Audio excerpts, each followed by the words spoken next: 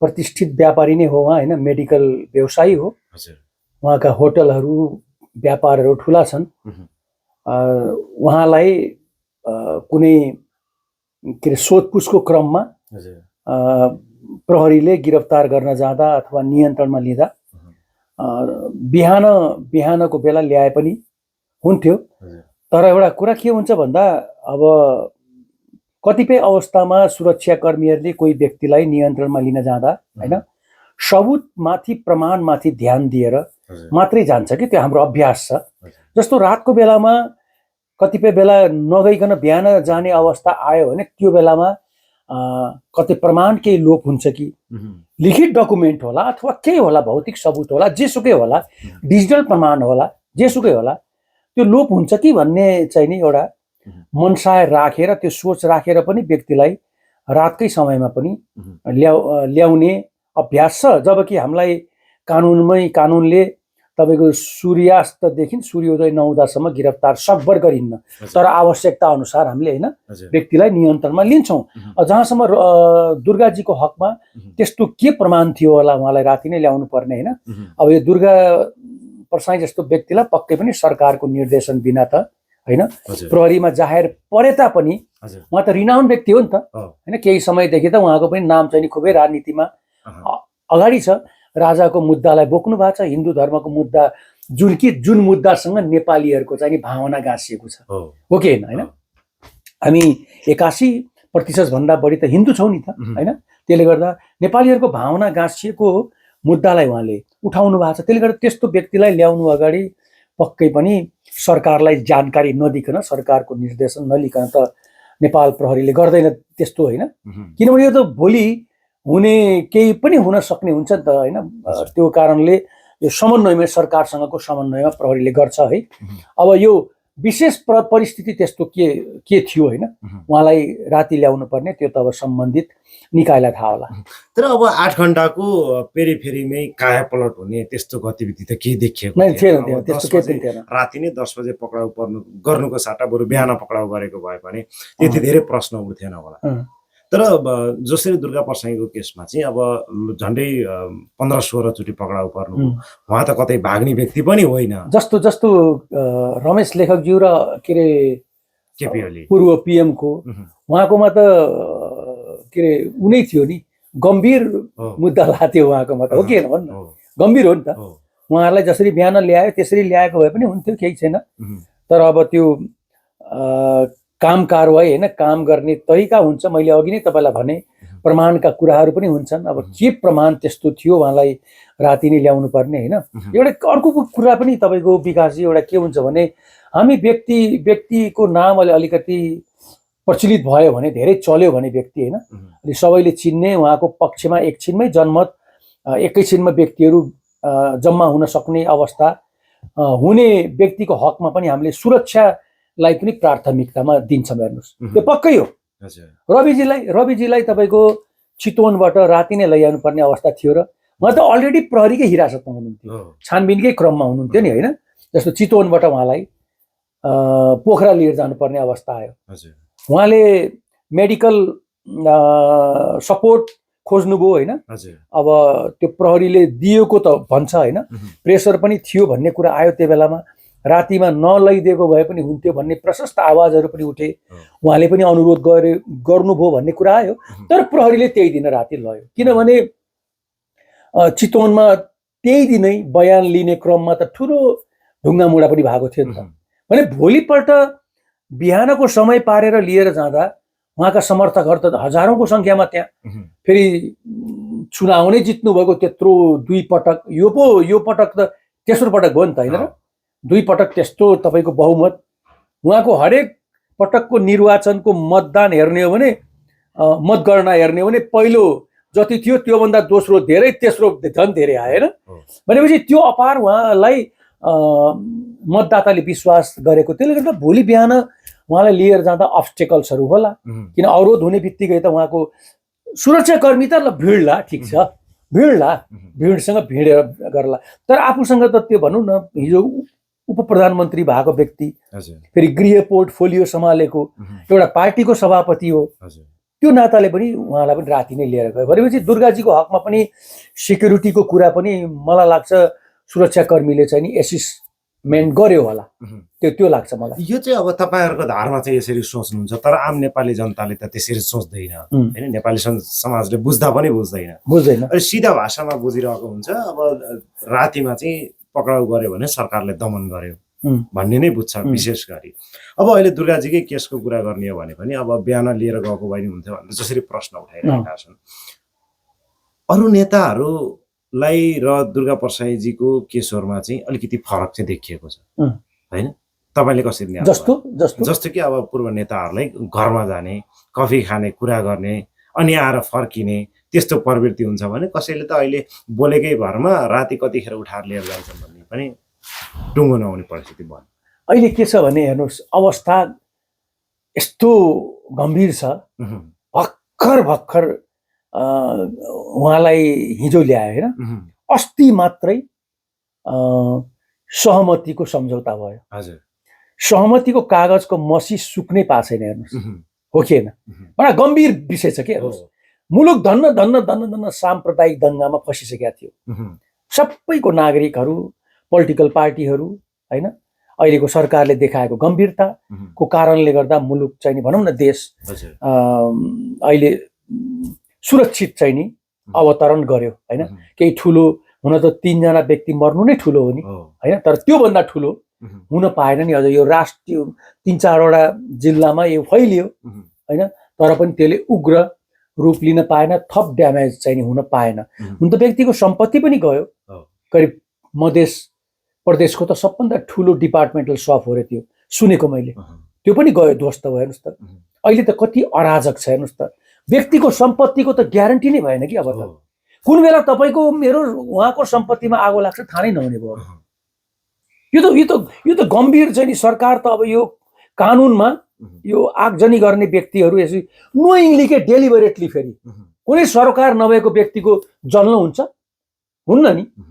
त्यो कुन धर्मको हुनुहुन्थ्यो, त्यो पक्कै पनि कुनै न कुनै धर्मको हुनुहुन्थ्यो होला। मैले सुनेको मुस्लिम हुनुहुन्थ्यो भन्थ्यो, मलाई थाहा छैन है, मैले यही सुनेको मिडिया कर्मीबाटै हो मैले सुनेको, थाहा छैन मलाई उहाँ कुन धर्मको हो, तर पनि जल्यो नि त हेर्नुहोस्। भनेपछि मसी पनि सुक्न नपाएको बेलामा होइन उहाँले फेरि अर्को आन्दोलनको कुरा गर्नुभयो। यो आन्दोलन कतिको समय सापेक्ष थियो? एउटा कुरो म तपाईँलाई विकासजी सँगसँगै के भन्छु भने अहिले राजतन्त्रको मुद्दा अलि बाक्लै उठिरहेछ हो। यो 2 वर्षको बिचमा यो मुद्दालाई यति बलियो बनाउने, यो मुद्दा यो राजतन्त्रको पक्षमा एडभोकेसी गर्ने जुन जनमत जसरी बनेको छ नि, यसको श्रेय त गोज टु हिम, दुर्गाजीलाई जान्छ। त्यो कुनै शङ्कै छैन, उहाँले आफ्नो व्यक्तिगत खर्च गरेर होला, त्यत्तिकै त तपाईँको खर्च, त्यत्तिकै त तपाईँको जनताहरू आउँदैनन्, मञ्च बन्दैन, त्यत्तिको फ्युल त त्यत्तिकै कसैले दिँदैन, खर्च त हुन्छ नि त, सरकारबाट उहाँले पाउने कुरो भएन। उहाँ आफै त्यत्रो चाहिँ सम्पन्न व्यापारीको नाताले अरूसँग चाहिँ लिने कुरा पनि भएन। भनेपछि उहाँको एक्लो प्रयासमा राजाकै नाममा तपाईँको 10औं 15औं चोटि मन्त्री भएको राष्ट्रिय प्रजातन्त्र पार्टीमै हुनुहुन्छ नि, हो कि होइन? राजाकै नामबाट खोइ त। मैले त उहाँहरूको प्रारम्भिक दिनहरूमा अलिअलि सक्रियता देखेँ पनि पछि जब दुर्गाजी राजनीतिक यो दृश्यमा आउनुभयो नि राजावादीहरूको, उहाँले नै यो चाहिँ काँध आन्दोलनको काँध थापे जस्तो लाग्छ मलाई त। त्यो बाहेक त कोही छैन। भनेपछि तपाईँको अहिले यो मुद्दा त अलिकति बढिरहेको छ नि त होइन। अब हिन्दुत्वको कुरा आउने बित्तिकै नागरिकहरू, नेपाली हिन्दू धर्मावलम्बी एकदमै तपाईँको सेन्सिटिभ हुन्छन्, हो कि होइन? हिजो त यसरी टेबुल ठटाएर राजालाई बिदा गरेको हो नि त, राजालाई त बिदा त गरे, तर ठुलो समूहका त एब्सोल्युट मेजोरिटी त चाहिँ हिन्दू धर्मावलम्बीको थियो होइन, धर्म निरपेक्ष भयो मुलुक। हिजोको दिनमा पनि सबै धर्मप्रति त सबैको सम्मान थियो होइन। भनेपछि अहिले दुर्गाजीले अलिकति माहौल राजाको पक्षमा बनाइदिनु भएको छ होइन। त्यसले गर्दा अब उहाँको आह्वानमा हजारको सङ्ख्यामा त त्यत्तिकै पनि आउने गए नि। हो। बरु स्थापित लिडरहरू हिजोका पुराना पार्टीहरूको आन्दोलनमा बरु चाहिँ नि त्यति सङ्ख्या चाहिँ नि अहिले आउलान् जस्तो लाग्दैन मलाई। तर दुर्गाजीकोले जसरी बनाउनु भएको छ एउटा माहौल छ, त्यसले गर्दा यस्तो बेलामा उहाँले उठाएको यो आन्दोलनको घोषणा उपयुक्त थियो त। बरु पर्खर हेर, ठिक छ, तपाईँ बरु भित्री रूपले सङ्गठन बनाउनुहोस् न बलियो सङ्गठन। किनभने अहिले त उहाँहरू संस्थापन राप्रपामा त हुनुहुन्न, नयाँ हुनुहुन्छ। त तपाईँहरू अहिले सङ्गठन बनाउनुहोस् न, एक्कासी आन्दोलन हेर्नुहोस्। यो त हामी बाहिर बस्नेहरूलाई पनि यसले चाहिँ नि अलिकति जस्टिफाई चाहिँ नि गरे जस्तो हामीलाई लाग्दैन कि यो साँच्चीकै न्याय चिज हो, खालि आन्दोलन मात्रै समस्याको समाधान हो। हामी अहिले केही समय हेरौँ यो सरकारको चाहिँ नि डेलिभरी हेरौँ कसरी काम गरिरहेको छ। 4 महिना भयो, तपाईँ हामी 35 वर्ष चुप लाग्ने, अहिले चाहिँ 4 महिना पनि हामीलाई चाहिँ नि अति हुने, त्यो पनि त भएन नि, अति गर्न पनि भएन। हेरौँ यो सरकारले चाहिँ नि दिइरहेको डेलिभरी कुरौँ हामी केही समय भनेर। यो बिचमा कम्तीमा पनि 1 वर्ष उहाँहरूले अलिकति सङ्गठनात्मक एउटा अलिकति त्यो सङ्गठन बनाउँदै गएको भए अझ राम्रो के। ठ्याक्क अहिले पछिल्लो सरकारको गतिविधि हेर्ने हो भने अब गृहमन्त्रीज्यू तराई पुगेर एउटा सम्झौता गर्नुहुन्छ, 3 महिनामा हिन्दू राष्ट्र अथवा राष्ट्र संस्थाको पक्षमा हामी कुरा उठाउँछौँ अथवा तपाईँहरूलाई निष्कर्षमा ल्याउँछौँ, तपाईँहरूसँग बसेर समीक्षा गर्छौँ भन्नुहुन्छ। यता प्रधानमन्त्रीज्यू भन्नुहुन्छ हिन्दूहरूको विषयमा मलाई कुरा नगर्नुहोस्, त्यहाँ राष्ट्र संस्था जोडिन जान्छ, म राजाको पक्षमा छैन भन्ने जस्तो अभिव्यक्ति आउँछ। अनि अब यो किचलो त्यहाँमाथि फेरि अब दुर्गाजीले 3 महिना पछाडि आन्दोलन गर्छौँ हामीले भने जस्तो भएन भने भन्नुहुन्छ। यो समग्र किचलो चाहिँ के त अनि होइन, यो के हो भन्दा जस्तो हिन्दू सम्राट दल कि सेना हो, त्यो सेना हिन्दू सम्राट सेना, उसले आफ्नो माग राख्यो। हजुर, कतिवटा माग मध्ये त्यो पनि एउटा माग, 13 बुँदे माग मध्ये एउटा त्यो पनि रहेछ। हजुर, त्यो त कसैले कुनै सङ्घ संस्थाले माग चाहिँ नि गृहमन्त्रीलाई पेश गर्यो भने त त्यो त उहाँले त लिनुपर्ने हो नि त। माग त गृहमन्त्रीलाई दिएको हो नि त, नेपाल सरकारलाई दिएको, गृहमन्त्री मार्फत नेपाल सरकारलाई दिएको त्यो मागहरू। त्यो मागको सम्बन्धमा म प्रधानमन्त्रीज्यू समक्ष कुरा राख्छु भन्ने त त्यो त स्वाभाविक हो। र प्रधानमन्त्रीले पनि आफ्नो के अरे रिजर्भेसन दिनुभयो, त्यहाँ बोल्नुभयो। यो राजा ल्याउने बित्तिकै हिन्दू धर्म पनि राजासँग जोडिन्छ, किनभने हिन्दू त के अरे हिन्दू धर्मको एकताको प्रतीक भनेर हामीले राजालाई मानेको। विश्वको एकमात्र हिन्दू राजा हुनुहुन्थ्यो नि त्यो बेला, उहाँ त होइन, शाहवंशीहरू होइन, एकमात्र विश्वमै एउटा मात्रै हुनुहुन्थ्यो। भनेपछि अहिले चाहिँ नि प्राइम मिनिस्टरज्यूले पनि आफ्नो चाहिँ नि त्यो के अरे सोच चाहिँ नि बाहिर ल्याउनु भएको। त्यो किन पनि भन्नुभयो होला भन्दा प्रधानमन्त्रीजी र अहिलेको मन्त्री परिषदले अथवा राष्ट्रिय स्वतन्त्र पार्टीले मात्रै राज संस्था र हिन्दू धर्मको कुरामा त तपाईँको यो मुद्दालाई अगाडि बढाउन त सक्दैन। पहिलो कुरो त संविधान बाधक हुन्छ, पोलिटिकल पार्टीहरू सिङ्गै छन्। हिजो राज संस्थालाई बिदा गर्ने त हाम्रो राष्ट्रिय स्वतन्त्र पार्टी त होइन नि त, हिजो ठुला दलहरू। अहिले राजालाई धम्क्याउँदै पनि हिँड्ने त्यही ठुला दल हो। अहिले चुपचाप नागार्जुनमा बस्नु भएको छ, त्यहाँबाट धेरै गतिविधि नगर्नुहोस्, त्यहाँबाट पनि बाहिर जानु पर्ला भनेर चाहिँ वार्निङ दिने त यी ठुला दलहरू त हुन्थे हिजोका दिनमा। आफूले कति गरे राजालाई हटाएर हामीले कति इमान्दार भयौँ, कति मुलुक र नागरिकलाई दिन सक्यौँ, त्यो तपाईँ हामीले समीक्षा गरेकै छौँ। तर उहाँहरूले धम्क्याएरै राजालाई चाहिँ नि के अरे उहाँ केही कतै कुनै आफ्नो अभिव्यक्ति दिन थाल्नुभयो कि उहाँलाई चाहिँ नि ठ्याक्क रोक्ने काम चाहिँ भयो विगतमा। त्यसले गर्दा ठुला दलहरूको कुरा नबुझी उनीहरूको कन्सेन्ट नलिकन त अहिले त पिएमजीले पनि त केही गर्न सक्नुहुन्न। उहाँले भनेको ठिक कुरा हो नि। अब 3 महिना पछि यो माग पुरा भएन भने हामी आन्दोलनमा जान्छौँ भन्नु भएन उहाँले। अब यो उहाँले पनि बुझ्नुपर्छ। त्यसो भए डे साहब अब सुरक्षा निकायकै तर्फबाट हजुर तपाईँ भएको हिसाबले अब पूर्व प्रधानमन्त्री प्रचण्डजीले उपत्यकामा 7 लाख र अन्य जिल्लाहरूमा 1.5 लाख उठायो भने त एकै दिन परिवर्तन हुँदो रहेछ, हामी त्यही अनुसारले तयारी बढ्दैछौँ भन्ने कुरा गर्नुभयो। यता दुर्गाजीले पनि शब्द उस्तै उस्तै हो, तर अलिकति बोलीमा खरो पनि दुर्गाजीको होला, तर पनि बोली भाषा दुवैको एउटै हो भनेपछि प्रचण्डजीको हातमा हत्कडी नलाग्ने दुर्गाजीकोमा किन? तपाईँले धेरै राम्रो कुरा उठाउनु भयो। अलिकति के छ भन्दाखेरि तपाईँले भने जस्तो मैले पनि सुनेको हिजो दुर्गाजीको अलिक कडा अभिव्यक्ति थियो होइन, अलिक कडा, प्रचण्डज्यू भन्दा अलिक कडा थियो अभिव्यक्ति उहाँको होइन। अब उहाँले बेला बेलामा दुर्गाजीले मास पनि ल्याउनु भएको छ, उहाँको मासको कारणले गर्दा उहाँको कुनै नियत नराम्रो थिएन, त्यो हामी सबैलाई थाहा छ, तर घटना त घट्यो। चैत 15 गते बेला बेलामा उहाँको आह्वानमा चाहिँ ठुलो सङ्ख्यामा व्यक्तिहरू पनि उपस्थित हुन्छन्। त्यसले गर्दा यो बेला पूर्व प्रधानमन्त्रीज्यूको अभिव्यक्ति भन्दा सरकारले उहाँको अभिव्यक्तिलाई अलि बढी चाहिँ नि गम्भीर देख्यो, मलाई त्यो लाग्छ, गम्भीर देख्यो। जहाँसम्म काठमाडौँमा 5 देखि 7 र बाहिर 1 देखि 1.5, अब त्यो सङ्ख्या भनेको त जनताहरू आउने होला नि त सडकमा। उहाँहरू आउनुभयो त 10, 15, 20 जना, 100, 150 होला। त्यो सङ्ख्या सडकमा ओर्लिनको लागि त जनता आउनु पर्ने होला नि। जनता तयार छन्। पहिलो कुरो त सोध्छन् अब जनताले, कमरेड 7 लाख त हामी के अरे तपाईँले ओह्राल्ने कुरा त गर्नुभयो आन्दोलनको लागि, आन्दोलनको एजेन्डा के हो भने सोध्ला नि त कमरेडलाई। अनि कमरेडज्यूले के जवाब दिने? म त कतै आन्दोलनको एजेन्डै देख्दिनँ म त कुनै पनि। कि विकासजीलाई थाहा छ भनिदिनुहोस् मलाई, मैले देख्दिनँ है, मैले व्यक्तिगत रूपले अहिले। अब किनभने अब सरकारले त्यस्तो जनतालाई बिजाउने अथवा राष्ट्रिय हित विपरीत हुने काम त कुनै निर्णयहरू क्याबिनेट मार्फत गरे जस्तो त मलाई लाग्दैन।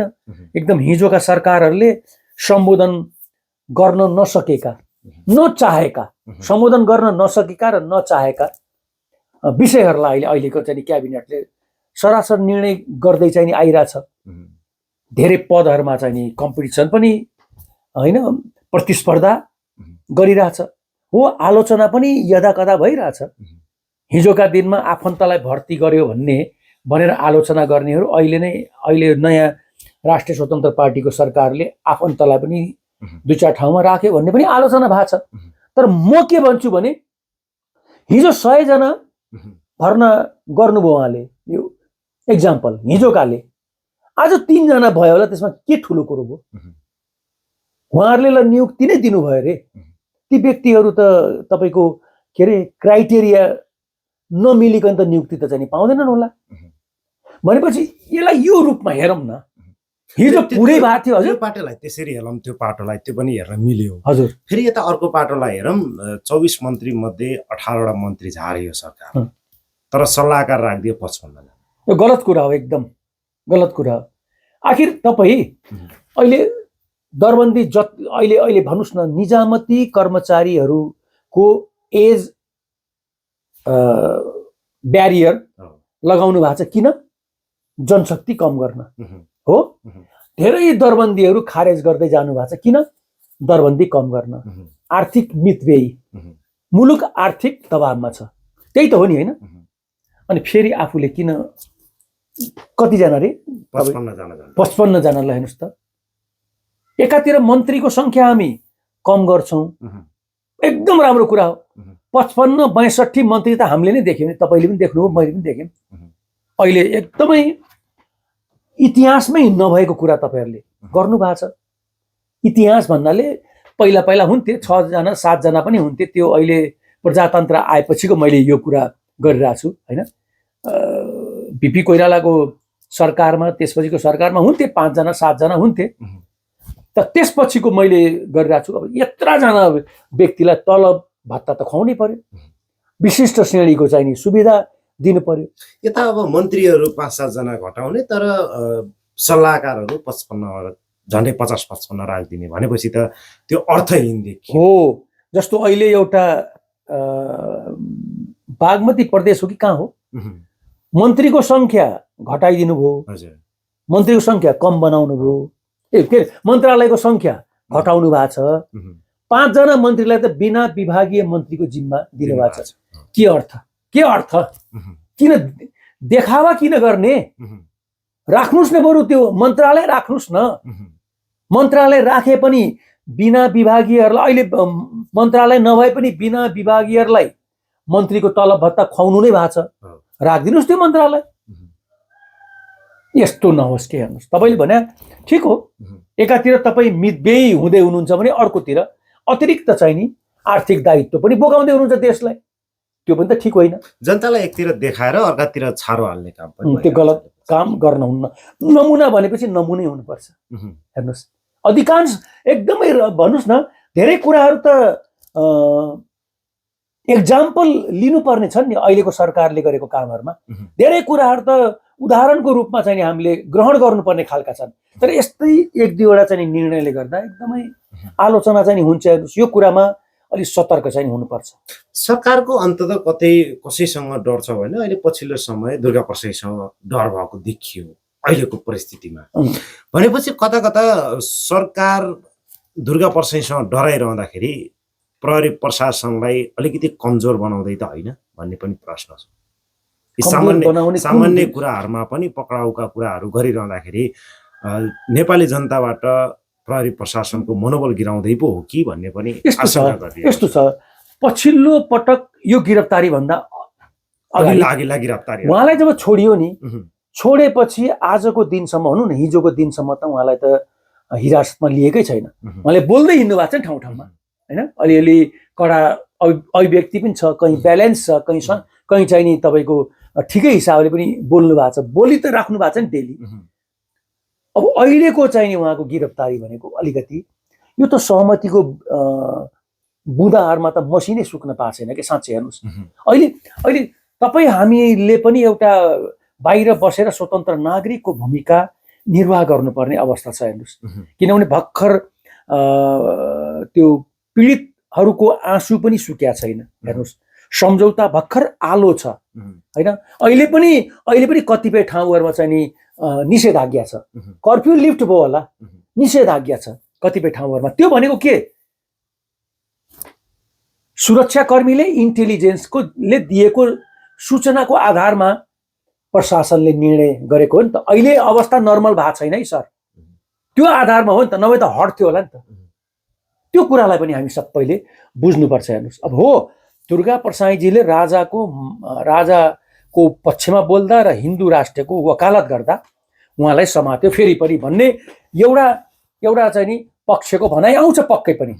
किन समाउँछ उहाँलाई नै? अहिले यो पटक गरेर 16 चोटि हो, झन्डै 16 हो। 16 पटक किन समाउँछ उहाँलाई? यदि गलत नै गरेका थिए, गल्ती नै बोलेका थिए भने त लामै समय थुन्दा पनि हुने। तर गल्ती केही नदेख्ने, 2 दिन लाने, यसो गएर चौकीतिर घुम्न लगे जस्तो घुम्न लाने, फर्काइहाल्ने, यस्तो छ अर्थहीन देखियो। अब हेर्नु न, अब यो उहाँलाई लगेको मलाई लाग्छ साइबर अपराध हो। अब यो साइबर अपराध भनेको विद्युतीय कारोबार ऐनबाट निर्देशित छ। अब यो साइबर अपराध के हो, यसको क्षेत्र के हो? अब यसमा चाहिँ नि रिभिजिट हुनै पर्छ के? 63 सालको विद्युतीय कारोबार ऐनले अहिलेको साइबर अपराधलाई कभर गर्छ भने छैन नि। साइबरका क्षेत्रमै काम गर्ने विद्वानहरूले पनि बोलिरहेछ के यो आवाज। किनभने कतिपय व्यक्तिहरूलाई तपाईँले विद्युतीय कारोबार ऐन अन्तर्गत साइबर अपराध भनेर ल्याउनुहुन्छ, तर साइबर अपराधको परिभाषा नै अपूर्ण छ। यसको क्षेत्र धेरै विस्तार भइसकेको छ।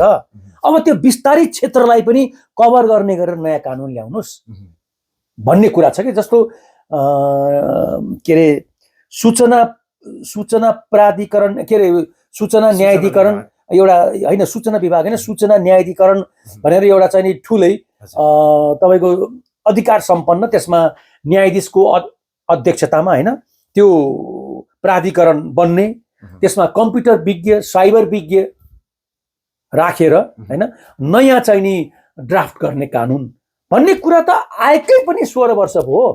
किन आउँदैन? हरेक वर्ष तपाईँले यसलाई चाहिँ नि ल्याउनुहुन्छ योजनामा, कार्यान्वयनमा चाहिँ नि किन लिएर जानुहुन्न? मेन कुरो के मलाई तपाईँको विकासजी यो बडा गम्भीर विषय लाग्छ। यो कुरा त यात्रा कानुनको मस्यौदा ड्राफ्ट चाहिँ नि हुँदैछन्, यही किन हुन्न?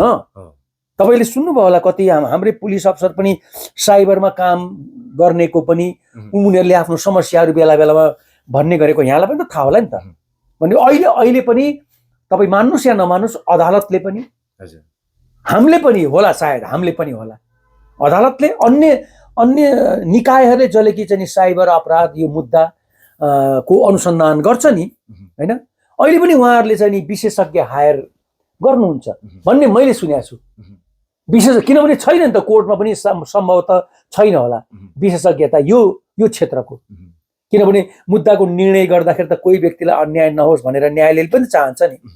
भने अहिले पनि हामी परामर्शदाताको रूपमा सल्लाह लिनको लागि हामी नियुक्ति के अरे गर्छौँ, हायर गर्छौँ तपाईँको पारिश्रमिक दिएर। भने आफ्नै त्यो एउटा बन्यो भने जुन सरकारको सोचमा छ नि, त्यो त अझ तपाईँको मुद्दाको विश्वसनीयता र गोपनीयता पनि मेन्टेन हुन्छ, त्यो तर्फ पनि ध्यान जान जरुरी छ। अब अलिकति पृष्ठभूमिमा जस्तो कि तपाईँले भारत सरकारलाई समेत कारबाहीको दायरामा ल्याउनु भएको, पक्रिनु भएको व्यक्ति, हजुर, त्यो बेलाको परिस्थितिमा पुराना नेताहरूले भनेको मान्ने अथवा उनीहरूकै तालमेलमा चल्ने परिस्थिति थियो, अथवा अहिलेको चाहिँ के हो अलिकति क्लियर हुन सकिएन। पछिल्लो समय चाहिँ अब कसैले भन्छ बालेनको प्रहरी होइनौँ हामी भन्नुहुन्छ सुरक्षाकर्मीहरूले नै होइन, त्यो भन्दाखेरि फेरि कारबाहीको दायरामा आउनुपर्छ। त्यहाँमाथि पनि सीके राउतले त सिधा रूपमा उसमाडै भन्नुभयो, सिंहदरबारभित्रैबाट सेना संयन्त्रलाई नै कमजोर बनाउने खेल हुँदैछ यो भनिदिनु। सेना संयन्त्रलाई नै कमजोर बनाउने खेल भनेको यो कसले रे? तर सीके राउतले भन्नु। सीके राउतले हैन, सीके राउतजीले के भन्नुहुन्छ त्यतातिर म जान्न, हेर्नुहोस्, किनभने उहाँमा मैले गम्भीरता कहिले पनि देख्दिनँ। उहाँको एउटा मात्रै पक्ष मैले राम्रो मानेको, एउटा मात्रै पक्ष। यहाँ मन्त्रीको लागि त ओहो के गरिन्न, उसको पार्टीलाई एउटा मन्त्री दिँदा पनि उहाँले खानु भएन। उहाँले के मोइन खान कि के खान भन्ने बर्दियातिरको एकजना यङ केटालाई मन्त्री बनाउनु भयो, आफू हुनु भएन। त्यो एउटा एक्जाम्पल चाहिँ प्रस्तुत गरिदिनु भयो कि उहाँले नेपालको राजनीतिमा। तर त्यस्तो व्यक्तित्व बनाएको हाम्रो सीके राउतजी, हेर्नुहोस् त कहिले के बोल्नुहुन्छ, कहिले के बोल्नुहुन्छ। नेपाली नागरिक होइन र उहाँ? हिजो मधेस आन्दोलनले आजको अधिकार ल्याउँदासम्म तपाईँ त विदेशमा हुनुहुन्थ्यो। अहिले जुन मधेसका ठुला ठुला नेताहरू हुनुहुन्छ उहाँको प्रयासले ल्याएको यो 70 को आन्दोलन जब सुरु भयो नि, 70 को आन्दोलनबाट धेरै अधिकारहरू मधेसीले चाहिँ ल्याए। मधेसी समुदाय, म पनि मधेसी हो, फेरि विकासी भैरवाको हो म। अवधी भाषामा राम्रै बोल्छु, उनीहरू जस्तै बोल्छु म अवधी भाषा। मैथिली त यताको पर्यो, जनकपुरतिरको, यताको त्योभन्दा यताको वीरगञ्जमा पनि अलि मिक्स हो। त्यसपछि यता नवलपरासीदेखि उता चाहिँ नि अवधी भाषा हो। अवधी मधेसीले जस्तो बोल्छ म पनि त्यस्तै बोलिदिन्छु हैन। म पनि मधेसी हो, मेरो पनि सरोकारको विषय हो, मेरो परिवारका सदस्यहरू मधेसमै छन्। तर खोइ त्यसपछिका नेताजीहरू त इमान्दार हुन सक्नु भएन। मधेसीको मुद्दालाई सत्ताको साँचोसँग गर्नुभयो, एक्सचेन्ज गर्नुभयो, बार्टर सिस्टम जस्तो भयो के। बार्टर सिस्टम, तैँले यो लिँदैछ भने मैले के पाउने, हेर्नुहोस् है, त्यो भएर बिग्रेको हो के। न सीकेजी त यहाँ मधेसीले अहिले जे जति अधिकार पाए, धेरै पाउन त बाँकी नै छ। जति पाए त्यो बेला तपाईँ त यहाँ हुँदै हुनुहुन्थेन, विदेशमा हुनुहुन्थ्यो। भनेपछि तपाईँले मधेसलाई जोड्ने कुरा गर्नुहोस्। मधेस पनि शाहवंशीय राजाले एकीकरण गर्दाखेरि पनि हामी छुट्टेनौँ, अलग छुट्टेनौँ होइन। हामी नेपाली हो, अहिले पनि गर्वका साथ होइन। हाम्रो विवाह सबै चिज हुन्छ, हाम्रो सामाजिक संस्कार हुन्छ। भने यो कुरा चाहिँ भुल्न हुन्न। हेर्नुहोस्, एउटा त्यस्तो विखण्डनवादी सोच राख्ने मलाई लाग्छ उहाँ बाहेक अरू छ जस्तो लाग्दैन मलाई कोही। त्यसले गर्दा त्यस्तो गर्न हुन्न। हेर्नुहोस्, एउटा हामी नेपाली, पहाडी, कोही पनि हिमाली, हामी एकै हो सबै। अहिले अलिकति प्रहरी प्रशासन सुरक्षा निकायहरूमा नेपाली जनताले प्रश्न उठाइरहँदाखेरि पुरानो पक्राउ गर्ने तयारी, पहिलाका जसरी पक्राउ गर्ने शैली थियो, अहिले प्रहरी प्रशासन चाहिँ सरकारकै पक्षमा लागेर पो अलिकति निर्मूल बनेको हो कि भन्ने पनि आकलन गरेका छन्। त्यस्तो हुन्छ। त्यो बेलामा तपाईँ पनि त्यो बेलामा भइरहेको र अहिले अब चिन्जानकै कुरा गरिरहँदा पारस सरकारलाई पक्राउ गरेको व्यक्ति तपाईँ पनि, त्यो बेलाको प्रक्रिया र अहिलेको प्रक्रियामा चाहिँ अलिकति भिन्न यस्तो छ। पारस शाहज्यूलाई चितवनको सौराहामा हुँदाखेरि होइन रुबेल चौधरीसँगको त्यहाँ झगडा जस्तो भयो। उहाँले फायर गर्नुभयो होइन, हवाई फायर। किनभने उहाँ त अब आधिकारिक हतियार राख्ने आधिकारिक व्यक्ति त उहाँसँग लाइसेन्स थियो कि थिएन थाहा छैन होइन। उहाँसँग हतियार कसरी आयो, बहालवाला आर्मी अफसरै हुनुहुन्थ्यो उहाँसँगै, कसरी आयो होइन। मुद्दा चाहिँ नि दर्ता भयो। अब मुद्दा दर्ता हुने पृष्ठभूमि तपाईँलाई पनि थाहा होला, माधव नेपाल सरकारको त कुर्सी नै हल्लियो। अब पारसलाई नसमाउने हो भने त माधव नेपाल त सत्तामा नरहने हुनुभयो। तपाईँले बुझिया भाल्नु अब होला के कारणले गर्दा त्यो कुर्सी हल्लियो। उसलाई ल्याउनै पर्ने भयो। मलाई आदेश भयो, उहाँ चाहिँ भोलिपल्टै सौराबाट त्यो मुडअप भएर फ्रेस हुन पोखरा आउनु भएको थियो। उहाँसँग चाहिँ नि शिवसेना नेपालको अध्यक्ष बस्नेतजी, के बस्नेत पोखराको उहाँ केन्द्रीय अध्यक्ष हुनुहुन्थ्यो, अहिले के हुनुहुन्छ थाहा छैन। र अहिले हाम्रो पूर्व आइजी साहब हेमबहादुर सिंहको छोरा प्रबन्धन सिंह कि अहिले चाहिँ नि सन्यासीको उसमा होइन एउटा त्यो जीवन बिताइराख्नु। फेरि मेरो ब्याचमेटको साल हो उहाँ, सुरेन्द्र बहादुर शाह, म एउटै ब्याज हो, उहाँको साल हो उहाँ। उहाँहरू हुनुहुन्थ्यो दुईजना। अनि कुराकानी गरेर उहाँलाई मैले ल्याएको, धेरै प्रयास गरेपछि, लामो कहानी छ, मैले ल्याएर जिम्मा लगाइदिएँ। त्यो बेलामा मुद्दा दर्ता भइसकेको रहेछ। किनभने मलाई त्यो बेलामा म पक्राउ पर्न जाँदा राजपरिवारको सदस्य हो नि। हिजो त म त राजपरिवारको सदस्य, राजा त धेरै टाढा कुरा, युवराज पनि होइन, उहाँभन्दा मुनिका राजपरिवारको सदस्य सेक्युरिटी गर्न जाँदा म त चौथो रिङमा बस्ने मान्छे हो। चौथो रिङ, उहाँको छेउमा सैनिक प्रहरी, के अरे एडिसी, सैनिक प्रहरी, सेना अनि नेपाल प्रहरी, त्यस्तो ड्युटी गरेर मान्छे म आज त्यही व्यक्तिलाई म समाउन जाँदैछु। हेर्नुहोस् है, भनेपछि उहाँलाई समाउन जाँदाखेरि पक्कै पनि पक्राउ पुर्जीको कुरा हुन्छ, उहाँहरूको वकिल हुन्छ। अनि मलाई हुँबाट आएको थियो कि पक्राउ पुर्जीको त्यो नोटिस आएको थियो, त्यो देखाएर हो नि त मैले ल्याउने। भनेपछि दर्ता भइसकेको रहेछ। अरू कुरा त मलाई त थाहा छैन, मेरो काम त खालि मैले जिम्मा लाउने, लिएर गएर जिम्मा लाएँ। अब यो दुर्गाजीको हकमा चाहिँ नि मुद्दा दर्ता त भएको थिएन, तर उहाँले चाहिँ नि उहाँको मैले त्यो उहाँको अभिव्यक्ति सुन्दाखेरि भर्खर चाहिँ नि मत्थर भएको आन्दोलनलाई मलजल गर्ने, किनभने हिन्दू र मुस्लिमको बिचको तनाव थियो यो होइन, हामीलाई थाहा छ नि होइन, हिन्दू र मुस्लिम बिचको तनाव थियो। अहिले हिन्दूकै पक्षमा फेरि उहाँले एडभोकेसी गरेर एकदमै त्यो अब आन्दोलन चाहिँ आधी बेरी नै भन्नुभएको छ उहाँले, ल्याउने हो यो चाहिँ नि अन्तिम वार हो पनि भन्नुभएको छ। भनेपछि भर्खर सरकारले त्यत्रो प्रयास गरेर पोलिटिकल पार्टी सबै मिलेर ठामठाम थुमथुम पारेर एउटा कमिटमेन्ट गरेर आएको छ। अब त्यो माग त पुरा हुन बाँकी नै छ। फेरि कतिपय माग त पुरा भयो होला नि, कतिपय माग त पुरा हुनै बाँकी छ नि। यही बिचमा उहाँले अभिव्यक्ति दिइदिनु हो, त्यसले गर्दा सरकारलाई अप्ठ्यारो पर्ने अवस्था सरकारले देख्यो होला। हेर्नुहोस्, त्यही भएर उहाँलाई यही बेला चाहिँ नियन्त्रणमा लिनुपर्ने अवस्था आयो होला।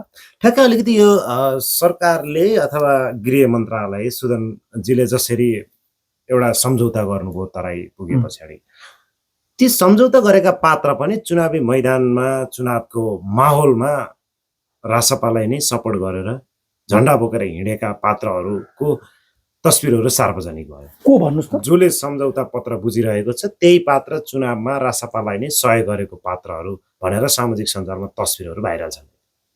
मैले अलि मलाई भन्नु खोजेको आम नेपाली जनताले कसरी भने आफ्नै व्यक्तित्वहरू खडा गरियो र सम्झौता गरे जस्तो गरियो भन्ने चर्चा छ। होइन, को व्यक्ति खडा गरे उहाँहरूले, त्यो भन्दा पनि हामीले के हेर्नुपर्छ भने पीडितहरू सन्तुष्ट भए कि भएनन् सरकारको व्यवहारबाट। सरकारले सहमत गरेको बुदाहरूमा पीडितहरू र पीडितको रिलेटिभ्सहरूले चित्त बुझाएका छन् कि छैनन् होइन। नेपथ्यमा त अब अहिले त राष्ट्रिय स्वतन्त्र पार्टीमा त लहरै छन् त। अहिले त्यो सम्झौता हुँदाखेरि पृष्ठभूमि तयार पार्ने, अगाडि बढ्ने त सबै उहाँहरूकै सांसदहरू त छन् त। अहिले त जितेको त उहाँहरू नै हुनुहुन्छ नि होइन र।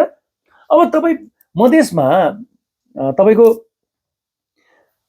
32वटा सिटमा त 30वटा त चाहिँ नि प्रतिनिधि सभामा त उहाँ नै हुनुहुन्छ नि। भनेपछि त करिब त्यो बेल त पुरै उहाँहरूकै हो नि। अग्रसरता लिनुभयो होला, ठिक छ, सांसदले लिनुभयो होला, अन्य नेताले लिनुभयो होला, तर त्यसमा मेन कुरो के हेर्नुपर्छ भने हामी बुझ्नुपर्ने कुरा यहाँहरूले पनि मिडियाकर्मीले पनि जसलाई चोट परेको छ नि उनीहरूको हकमा सम्झौता भयो कि भएन, उहाँहरूको फेभरमा सम्झौता भयो कि भएन, र त्यो सम्झौताबाट दिवंगत युवाहरूको परिवार सन्तुष्ट छ कि छैन, त्यो चाहिँ नि हामीले हेर्नुपर्छ। त्यति हो। हेर्नुहोस्, जुन युवाले शहादत प्राप्त गरे ती सरकारले शहीद घोषणा गरे, तर त्यही आन्दोलनमा जति पनि युवाहरूले विद्रोह गरेका थिए केही युवाहरूलाई पक्राउ गरेर जेल हाले, मर्यो भने शहीद घोषणा गरिदिने। अब त्यही आन्दोलनमा गएको त्यही हिन्दू समाजकै ती व्यक्तित्वहरूले अराजक मचायो भनेर जेल हाले। अहिले के त्यहाँ आन्दोलनका जेलमा छन् र छन् 5-7 जना जेल, 5-7 जना। त्यहाँ केही व्यक्तिलाई यहाँले चाहिँ हेर्नुभयो होला, तपाईँले पनि हेर्नुभयो होला, त्यो काठको र घरेलु हतियारहरू लिएर काठ पनि नोकिलो काठले घोची मान्छेलाई हानिरहेको थियो, त्यो पनि मैले देखेँ। कि साँच्चीकै त्यो आन्दोलनकारी नै हो त? किन यस्ता व्यक्तिहरू घुसपैठ गर्छन् के? हेर्नुहोस्, त्यस्तालाई त छोड्न पनि हुन्न नि, भोलि त्यही नै गाँडो हुन्छ। भोलि आन्दोलन त यही आन्दोलन त अन्तिम आन्दोलन त होइन होला, फेरि पनि कुनै विषयमा इस्यु उठ्ला, केही होला, घटना होला, फेरि पनि आन्दोलन होला। विषय यही मात्र नहोला, फरक होला, प्रसङ्ग फरक होला, तर आन्दोलन त हुन्छ। तपाईँ यही हेर्नुहोस् न, माइती घरको आन्दोलन तपाईँ जानुस्, 8-10 जना एउटै अनुहारको देख्नुहुन्छ। वीर अस्पताल जानुस्, त्यही अनुहारका छन्। यहाँ तपाईँको जिल्ला अदालत जानुस्, त्यही अनुहारका छन्। जहाँ जहाँ आन्दोलन हुन्छ, जहाँ जहाँ भिड जम्मा हुन्छ, यो केही अनुहारहरू तपाईँले एभ्री आन्दोलनमा देख्नुहुन्छ। त्यो के को लागि? साँच्चीकै त्यो गम्भीरता देखाउनलाई हो, पीडित प्रति गम्भीर म छु है भनेर देखाउनलाई हो। तपाईँ एउटा विचारधारा बोकेको मान्छे त एउटा आफूलाई पर्दा, आफ्नो जुन संस्थामा हुनुहुन्छ उसलाई पर्दा पो तपाईँ जानुहुन्छ त। सधैँ फेरि नारा पनि लाउनुहुन्छ, फेरि दर्शकको रूपमा गएर हेर्नु ठिक छ, बेग्लै कुरा हो, तर सबैभन्दा बढी एग्रेसिभ क्रान्तिकारी उहाँहरू नै देखिनुहुन्छ, जुन अनुहार प्रत्येक आन्दोलनमा देखिन्छ। यो के हो? यो यसको अर्थ के हो त? त्यो पनि बुझ्नुपर्छ। हेर्नुहोस्, त्यसले गर्दा प्रहरीले प्रत्येक व्यक्तिको नेकीवेदी केलाएको हुन्छ। प्रत्येक व्यक्तिको चाहिँ नि नेकीवेदी भन्नाले सबै कुराहरू के प्रहरीले चाहिँ नि विश्लेषण गरेको हुन्छ, त्यत्तिकै कसैलाई ल्याउँदैन। अब अहिले अलिकति तराईकै कुरा गरौँ, हामी समाजको अन्तिममा पनि छौँ। जसरी तराईमा यता हिन्दूका केही व्यक्तित्वहरू अथवा हिन्दू सम्राट सेनाहरू लगायतका हिन्दू धर्म मान्ने व्यक्तित्वहरूसँग सम्झौता गरेको सरकारले प्रत्यक्ष रूपमा देखियो हामीले, तर मुसलमानहरूसँग सम्झौता गरेको त्यस्तो क्लियरली आएन। एउटा कुरा त हिन्दू समाजले मात्रै गरेको त थिएन होला?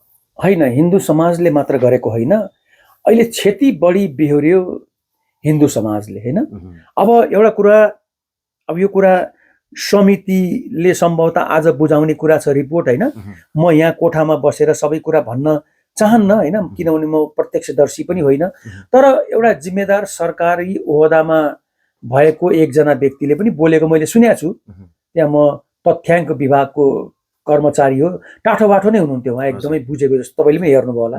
उसले बोलेको छ, 2-4 जना त्यही गाउँकै युवाहरूले पनि बुझेका छन्, यो प्रहरीले हवाई फायर गरेकै हो, प्रहरीले हतियार प्रयोग गरेकै हो, तर हवाई फायर गरेको चेतावनी दिनलाई मेन कुरो त ऊ यो बुसबाट, यो झाडीबाट गोली आएको भन्छन् उनीहरूले, त्यहाँबाट आएको गोलीले लागेको, यसमा हामी कन्फर्म छौँ भन्छ त्यो लोकलहरूले। हुन उहाँहरू सम्भवतः हिन्दू होला, होइन? किन एक पक्षले अर्को पक्षलाई आरोप लगाइहाल्छ, तर निष्पक्षताका साथ काम गर्ने त समिति हो, प्रहरी हो। त्यहाँको प्रहरी जो कप्तानगञ्जमा होला, सुनसरी इनरुवाको प्रहरी होला, त्यहाँको पनि त अनुसन्धान टिमको लागि त हिन्दू पनि आफ्नै हो, मुसलमान पनि आफ्नै हो, तिनीहरूलाई त डिफ्रेन्सिएट त गर्न त मिल्दैन।